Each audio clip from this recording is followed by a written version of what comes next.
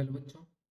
Let's see the question first. Okay, the question says an instructor has a question bank consisting of 300 easy true false question and 200 difficult true false question and 500 easy multiple choice question.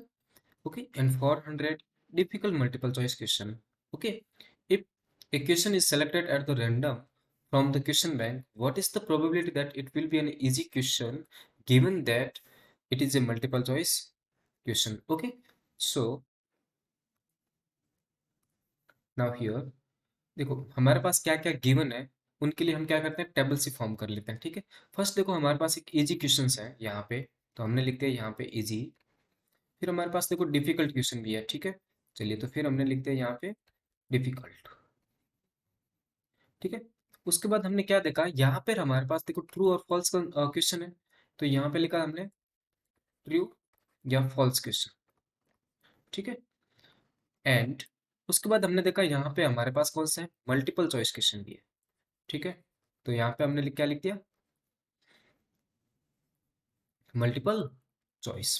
ठीक है, चलिए तो ये देखो data हम fill करते हैं, तो देखो क्या आएगा हमारे पास। यहाँ पे भी हम टोटल कर लेंगे। ठीक है, चलिए और यहाँ पे भी हम टोटल कर लेंगे। 1 मिनट, देखो हमारे पास इजी क्वेश्चन और ट्रू फॉल्स के कितने हैं, 300।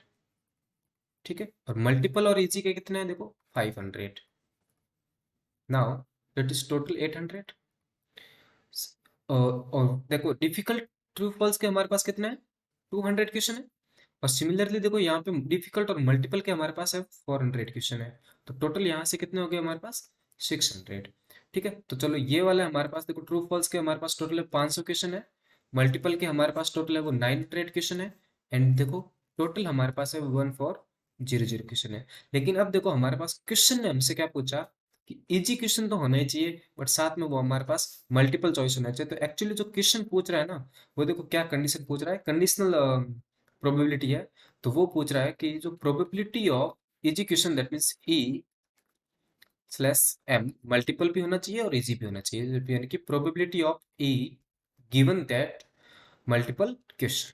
ठीक है, चलिए तो ये हमसे हमें क्या करना है, फाइंड करना है। तो ये देखो किस तरह से फाइंड होगा, इसके लिए हमें क्या क्या चाहिए होगा, देखो probability of E intersection M divide by हमें चाहिए प्रोबेबिलिटी ऑफ एम, यानी कि probability of easy question intersection probability multiple question divided by probability of multiple की चॉइस क्वेश्चन। ठीक है, चलिए तो ये किस तरह से देखो,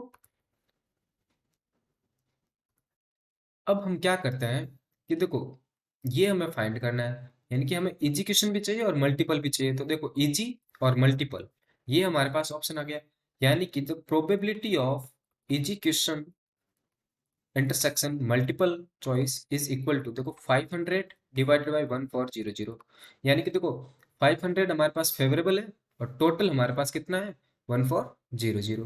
तो टोटल क्वेश्चन हमारे पास 1400 है और फेवरेबल क्वेश्चन हमारे पास कितना है 500, दैट इज 5/14। ओके, सिमिलरली देखो probability of multiple choice question कितनी होगी, देखो प्रोबेबिलिटी ऑफ मल्टीपल चॉइस देखो हमारे पास टोटल मल्टीपल चॉइस कितना है 900 है ना।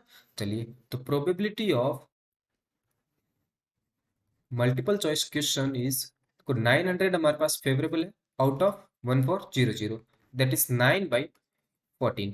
ओके, चलिए तो probability of E slash M, यानी कि तो probability of easy question given that multiple question is already there. ठीक है, तो यहाँ पे हमारे पास क्या आ जाएगा, probability of E intersection M divided by probability of M. तो यहाँ से हमने क्या कहा कि ये जो हमारे पास है वो 5/14 है। चलिए तो 5/14 डिवाइडेड बाई 9/14। Okay, 1 minute, 9/14। तो यहां से हमने देखा तो हमारे पास आंसर क्या आ गया, 5/9। So probability of E slash M is equal to what, 5/9। This is our required answer. I hope you understood the solution. Thank you.